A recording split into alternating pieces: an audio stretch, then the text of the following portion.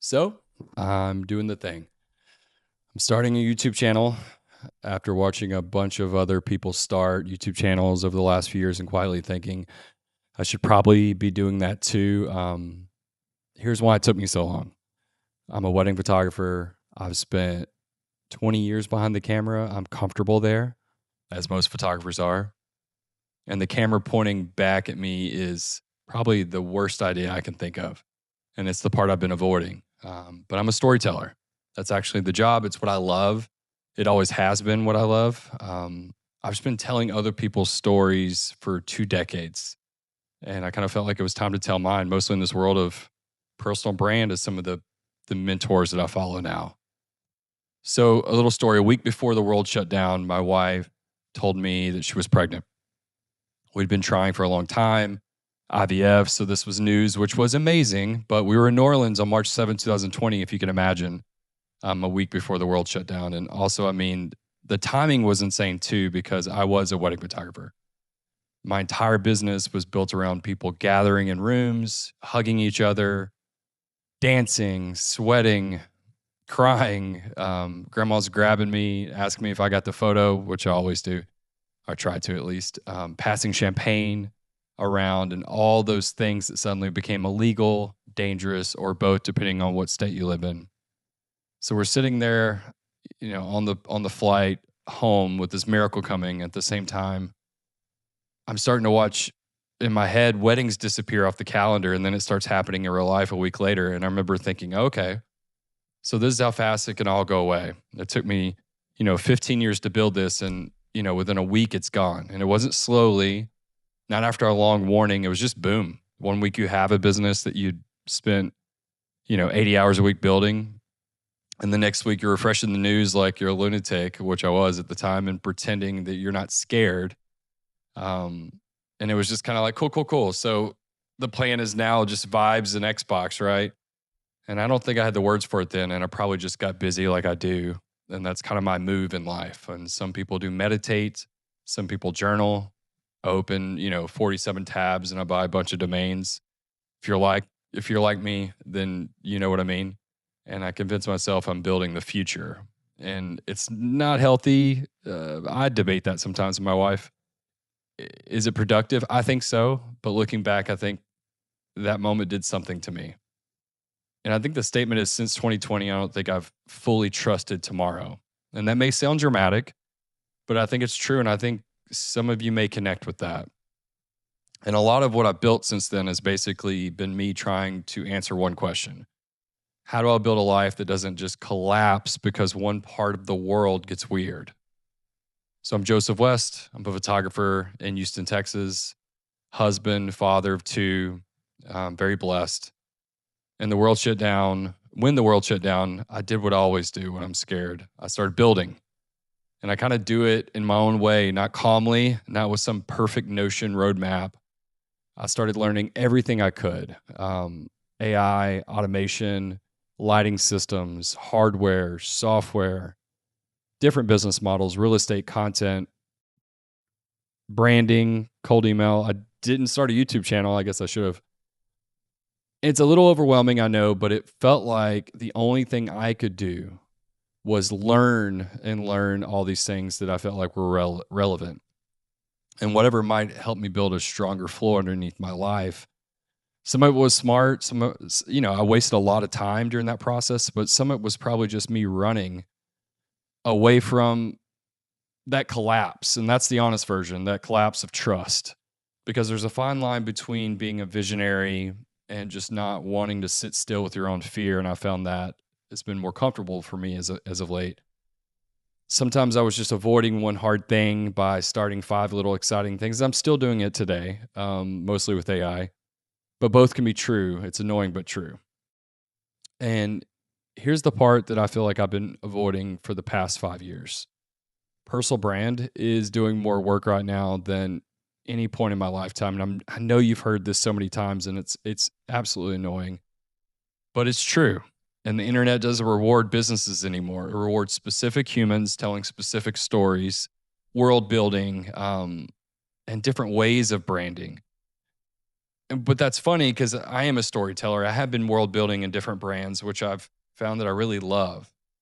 And you find that storytelling is the job. I've spent 20 years telling other people's stories with the camera, and I've just never wanted to be in front of it. And photographers are weird like that. Most of my friends who are photographers feel the same way.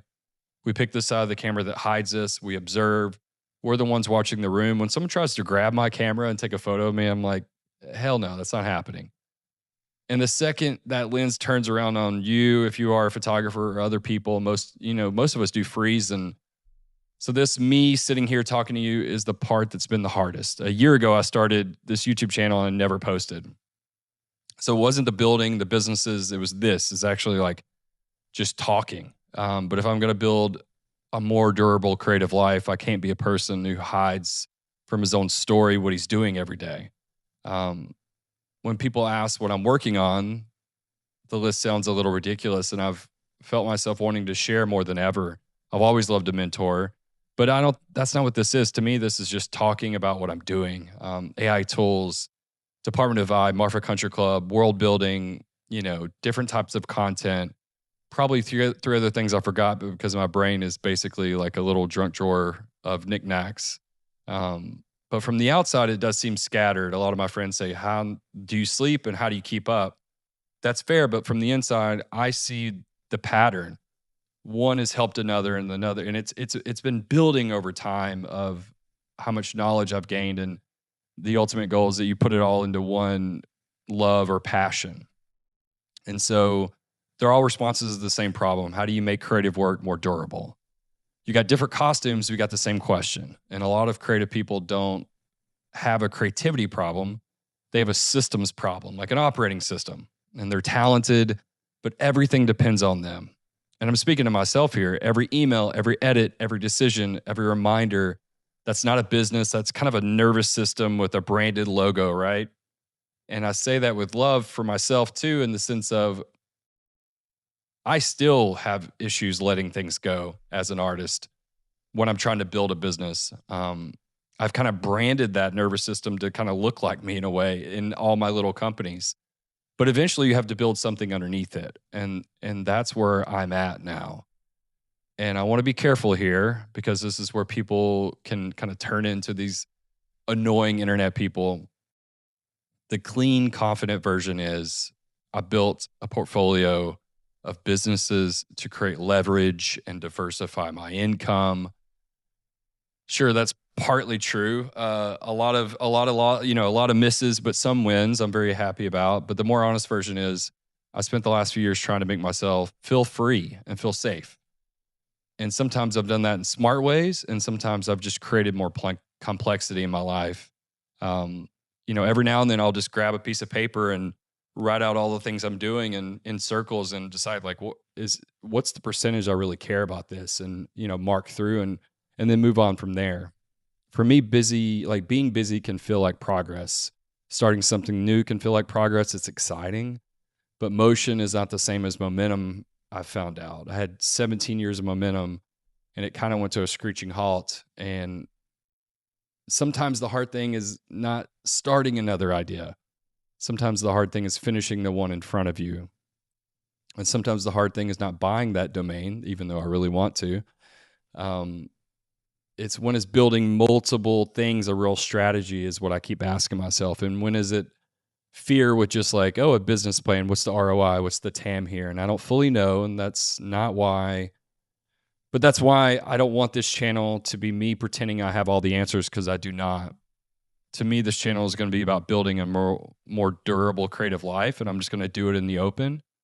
The less clean version is I'm trying to figure out how to be a creative person, a dad, a husband, a founder, and someone as a semi-functional adult without the whole thing being held together by just caffeine and anxiety.